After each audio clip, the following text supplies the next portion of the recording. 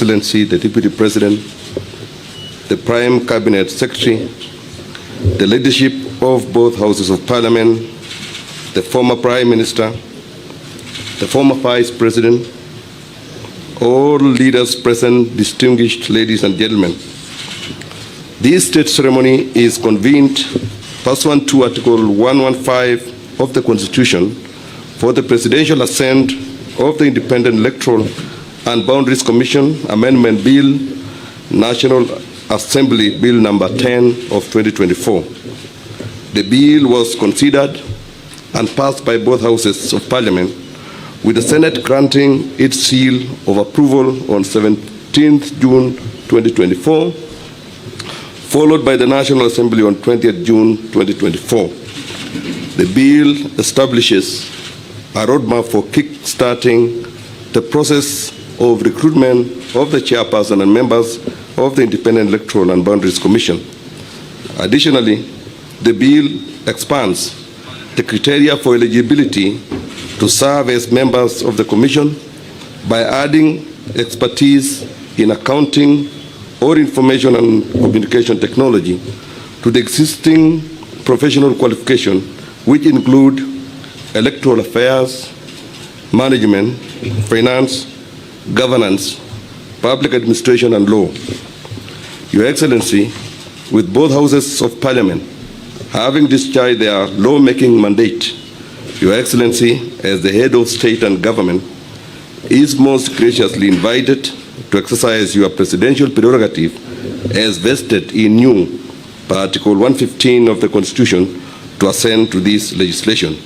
Your Excellency, sir, permit me to now invite the Clerk of the National Assembly to convey the vellum copies of the bill for Your Excellency's presidential assent. The Clerk.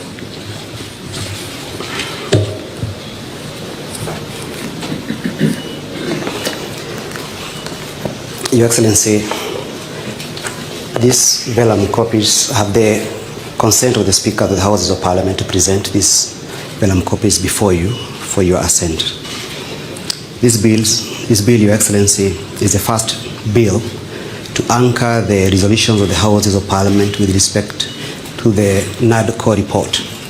You recall, Your Excellency, the NADCO report was authored by a committee which was led by the former Vice President, Dr. Kalonzo Musyoka, and the leader of Majority Party in the National Assembly, the Honorable Kimani Ichung'wah.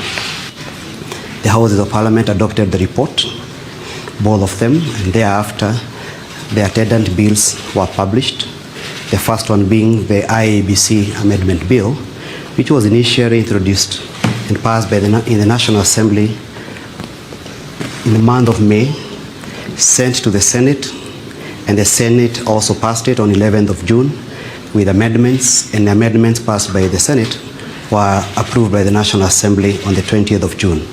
Your Excellency, this bill gives a roadmap to the formation of the IBC. It commences with the IBC selection panel, which will now comprise of 9 persons who are to be nominated in a competitive and transparent process by certain bodies, first of them being the Parliamentary Service Commission, which is required to nominate 2 persons. The political parties liaison committee is required also to nominate 3 persons. Law Society of Kenya, 1 person. There's 1 person to be nominated by the ISIPAC, and 2 persons to be nominated by the Interreligious Council. The bodies which are nominating more than 2 persons, Your Excellency, are required to also observe the 2/3 gender rule, so as to ensure that the completeness of the panel observes the 2/3 gender rule as required under our Constitution. The bill, Your Excellency, also amends certain provisions relating to the term of the Secretary to the Commission, giving the Secretary a term of 4 years, renewable once. Your Excellency, the bill also amends certain provisions relating to facilitation of IEBC with respect to its role on delimitation of boundaries, Your Excellency. Allow me to join the rest. Thank you. Thank you. So, Your Excellency, Article 135 of the Constitution requires every presidential action to be under the hand and seal of the President. Sir, permit me now to invite you to affix the public seal of the Republic or the statute. Welcome, Your Excellency.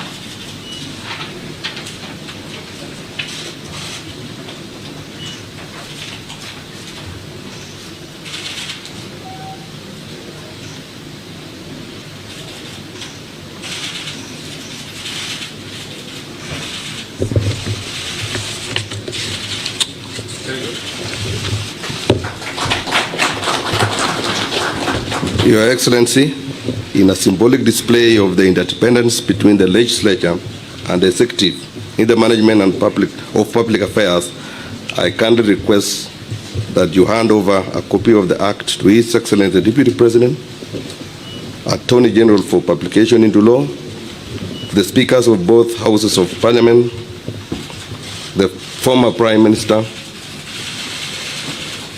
the former Vice President,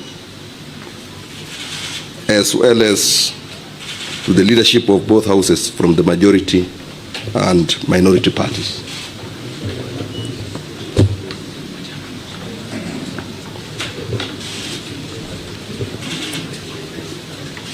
Your Excellency, you'll open.